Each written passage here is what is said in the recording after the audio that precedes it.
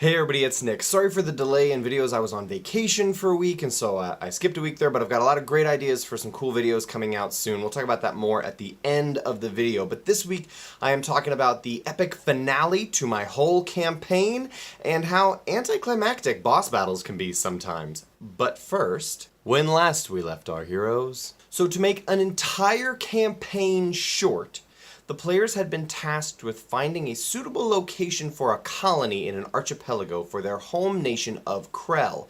In the process of that, they had found a stronghold that was infested by lizard folk and decided to evict those owners and make it their own home. And then over time, they sort of settled it down and found a great place to live. And then they also learned that the lizard folk were raising an army to go and take the castle back.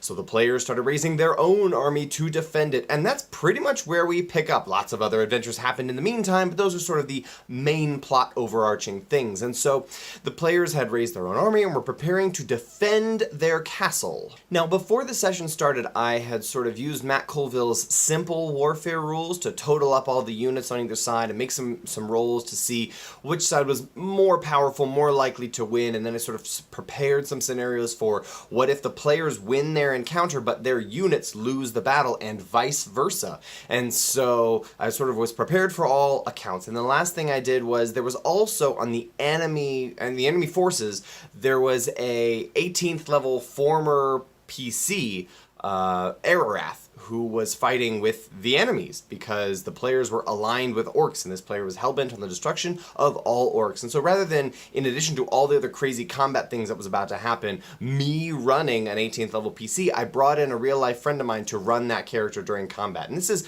the second time now that I have had in a campaign final boss fight, I have brought in a player, sort of like a surprise guest player, to shake things up a bit, and it has gone very well both times. It changes the group dynamic a little bit. Sometimes, one time the player was on the player's side, and one time that the new player was on the opposing side. And so it's sort of interesting. It changes the dynamic. I think it's really interesting to do. It's one of those, like, changes the conditions of the test a little bit, because a new real life human person is influencing the outcome of this battle. So I thought that was really neat, and that was something that we did before this battle was in play. So the players prepared their units, they got ready. Callister used the Codex Incabulum to summon a legion of devils to fight for them, so that helped bolster their ranks significantly. It was likely they would lose before then, and it became very likely they would win as a result of that decision.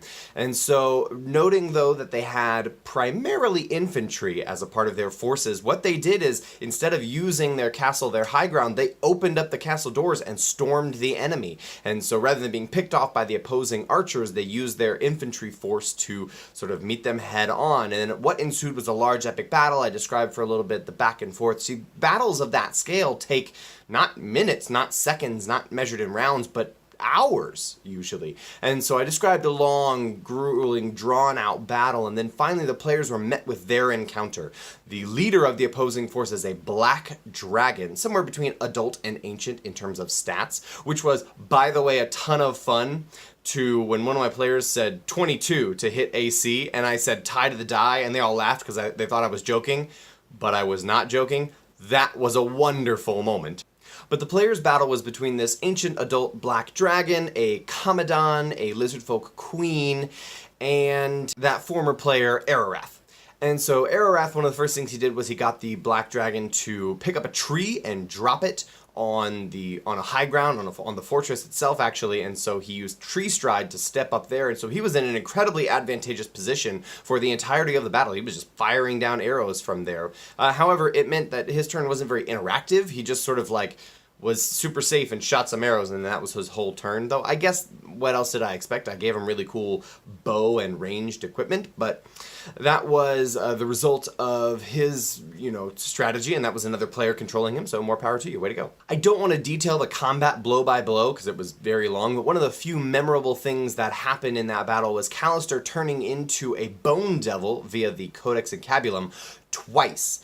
And that was really cool, very dramatic, and it helped the players out greatly. One time when he did that, the dragon grappled him and then flew up in the air and then landed on top of him. Like the dragon pulled its wings in and plummeted with the Bone Devil underneath. So the dragon took some fall damage, but The Bone Devil took a lot of damage, and that was pretty devastating. Also, at one point in the battle, a Glabrezu appeared and attempted to kill the person who was attuned to the Codex, which happened to be Callister again, who, by the way, Callister was heavily focused in this fight and managed to survive, which is, well done you, good job. He used that Bone Devil's hit points extensively, and that was very helpful for him. During this battle, also, the players were forced to use their wish to basically have the effects of a long rest happen, have all their resources, their hit points fully restored, and this was a really good, safe use of the wish, and I just let it happen as it were.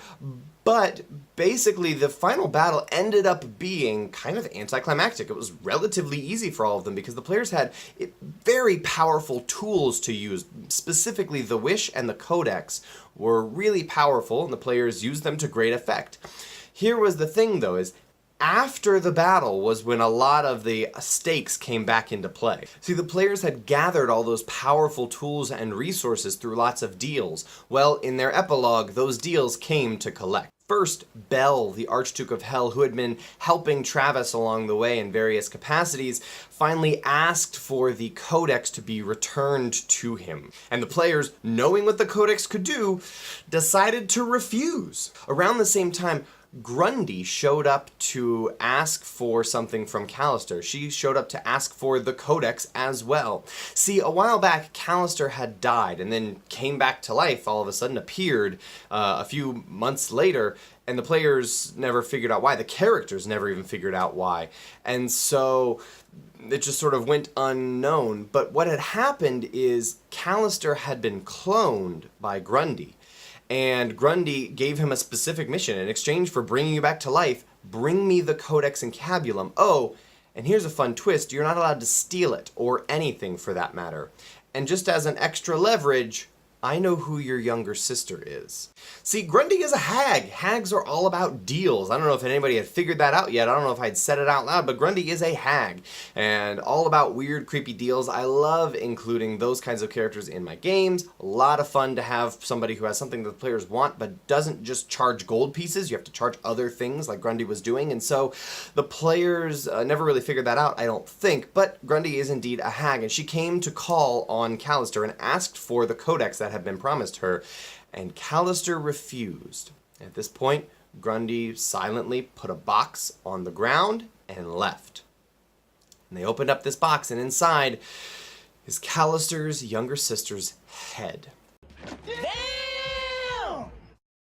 Now, this was devastating for Jason, Callister's player. He has a younger sister in real life, and so that character connection was really deep for him. And so what he did is he went to Travis, who had the ability to undo a single event as if it had never happened.